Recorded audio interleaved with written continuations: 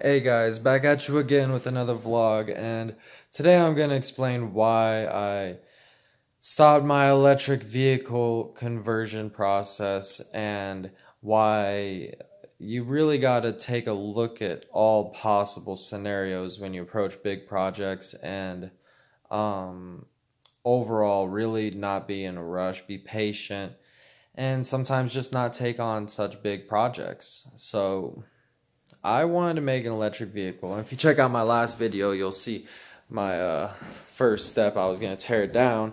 I'll go show you guys right now. It's a Toyota Celica, and you know, it's actually coming along pretty good. Overall, the project is pretty good. But first off, look at this. I've got these two other cars right here that I'm working on, and another Mustang in the background. I've got all these other cars I'm working on. I don't need another project. That's first off. Like, look at this Mustang back here. But see, this here, Celica. Shut up, dog. It was what I was going to be working on. The window's up in there. See the window. And see, I came along pretty good. Got the dashboard off. Got this all apart. Actually, this mostly came all taken apart. So all that's apart. So, you know, it's ready to go. And I had a big thought about it. I was thinking hard, and I decided not to go ahead and do it. And I'll explain why here once I get back inside. Oh shit, the door's locked. Maybe I'll go through the other direction. So, the biggest reason why is just all the different variables that were going into it. And just the fact that, you know, in the end, I'd have to get it inspected, which I didn't even realize. I'd have to get the car inspected, and I'd have to learn a lot about electrical engineering and about about cars. And even after all that, there's still a chance that that car might not work in every way, because there's a lot of digital components to that car. It's not like an old school car. That gets into the patience aspect.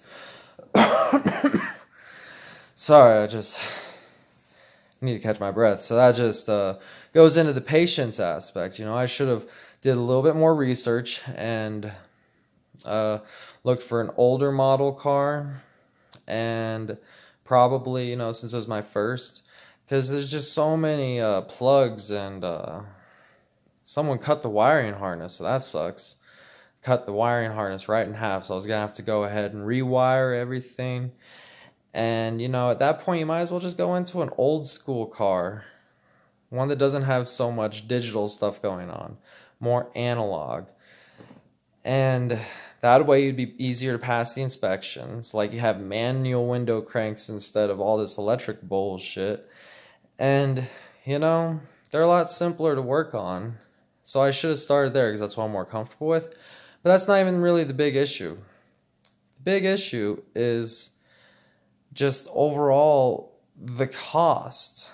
Considering the fact that I already have multiple other cars on our property. And right now I'm just not ready for another project. And the cost is not just financially. I was starting to factor in the time, and I'm thinking to myself, you know, if I'm busting ass every day on this, prioritizing this over other aspects of my life, what is this really costing me? Just so that I can mitigate one person's carbon footprint on this huge planet. If they're going to have any sort of solution to climate change, it's not going to be me fixing my single car, which I barely ever use. If I actually was going to burn some gas, it'd be to go on a trip in my truck. And that's where I'm getting at, is the cost, the opportunity cost. What else could I have spent that money on and that time?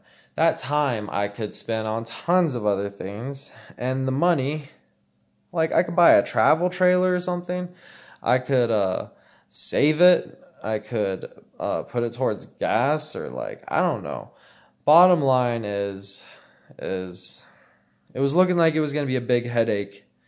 And the biggest headache, because my car had a salvage title, I didn't want to have any headaches when it came to getting the car re-registered or anything. And then I started thinking about that, and I was just like, damn, you know, if I'm going to do this, I might as well just get an older school car. And the other thing is that car doesn't even have seats, front seats, or a windshield. Now, I spent $125 on the car, so it's not really a big waste for me to just junk it. But in order to get a new windshield and the seats, I'd probably spend $500. So at that point, I might as well just get a car that more so fits my needs. So if I am going to do an electric vehicle conversion, which I might still do in the future, I'm going to get one with a clean title, not a salvage title, and with manual cranks, manual transmission, a lot less work, because that one has an automatic transmission. I just got to change it over.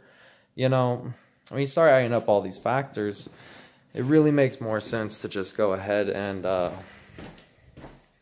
junk this one for the $125 loss and not put a bunch of money into it, which I could put into different aspects of my life. So that's it. Have a good one, y'all. Peace.